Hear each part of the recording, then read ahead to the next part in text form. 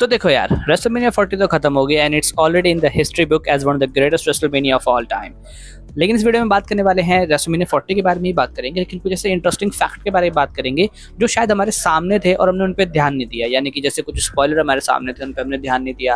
WrestleMania के कुछ hidden tricks, कुछ हिडन मीनिंग्स जो हम समझ नहीं पाए, लेकिन अब मुझे धीरे धीरे समझ में आ रहे हैं। तो उन चीज़ों के मैं आपके बारे में बताऊंगा कि रेसलमेनिया 40 कुछ ऐसी चीज़ें जो हमने ध्यान नहीं दिया बट हमें देना चाहिए था, तो चीज़ें और भी ज़्यादा इंटरेस्टिंग हो सकती थी हमारे लिए। Hey guys, you are watching Wrestling World. Let's begin.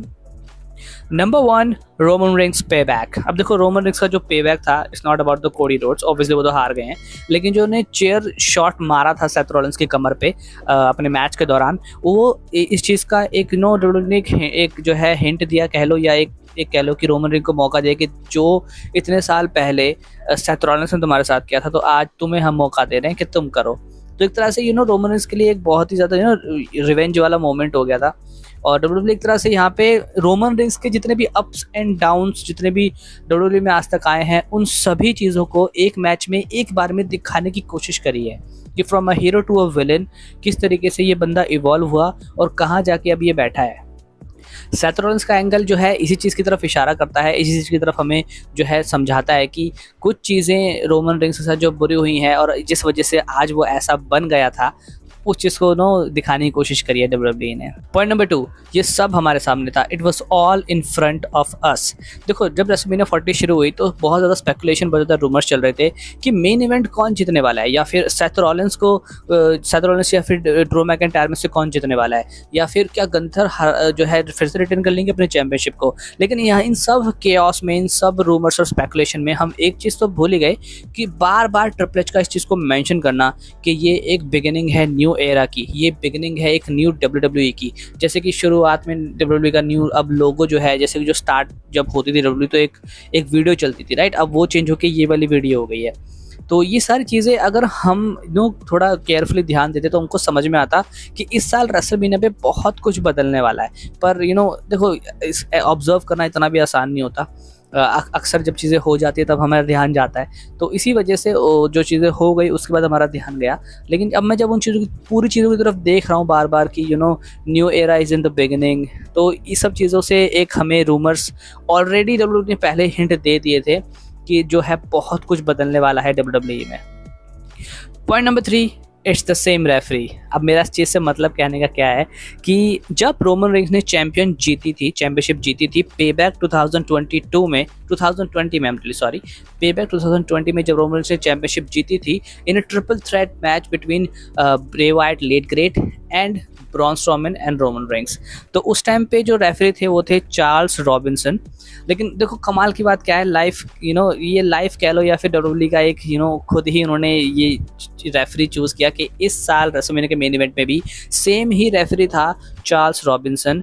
तो हम ये कह सकते हैं कि रोमन रिंग्स के लिए तो ये पूरा एक लाइफ सर्कल बन गया कि जिसने चैंपियनशिप दी उसी रेफरी के थ्रू किसी और के पास जो है चैंपियनशिप चलेगी। ये एक कोइंसिडेंट नहीं मैं मान सकता बिल्कुल भी। ट्रिपल एच जो कर रहे हैं, जिस तरह की जो स्टोरी लाइन वो हमें दिखा रहे हैं, उसमें बहुत डीप मीनिंग होता है अगर आप केयरफुली देखो तो। और ये डीप मीनिंग मैंने जो है इंस्टेंटली मेरे दिमाग में आ गया और मैंने देखा और तब मुझे रियलाइज़ हुआ कि यार ये तो सेम रेफरी है जो उस टाइम पे था। तो अब बहुत बारीकी से आप डब्ल्यूडब्ल्यू में बहुत सी स्टोरी लाइन जिसमें आप काम करते हुए देखोगे ट्रिपल एच को।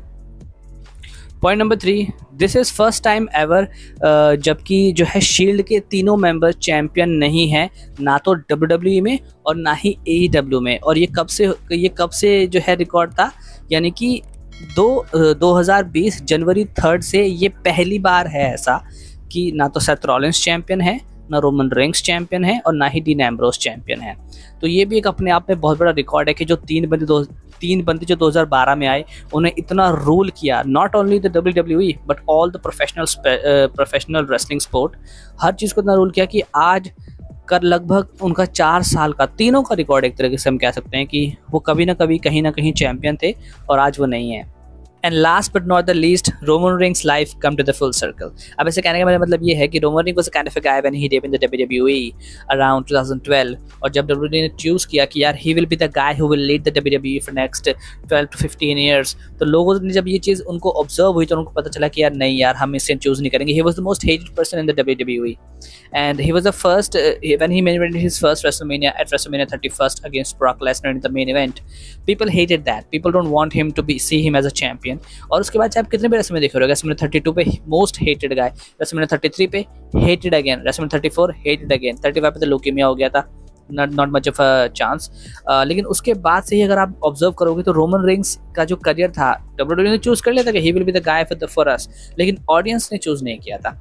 Then he become the tribal chief. लेकिन उसके बाद भी जब भी वो किसी मेन इवेंट में जाता था तो लोग सिर्फ एक ही सवाल पूछते थे कि क्या ये हारने वाला है, क्या ये हारने वाला है। लेकिन अब क्योंकि अब लोगों के लिए सिंपैथी है रोमन रिंग्स के पास, अब जब भी वो कम बैक करेगा he will be get cheer like nobody else. जैसे रॉक को चीयर मिलता है उसी तरीके का चीयर मिलेगा।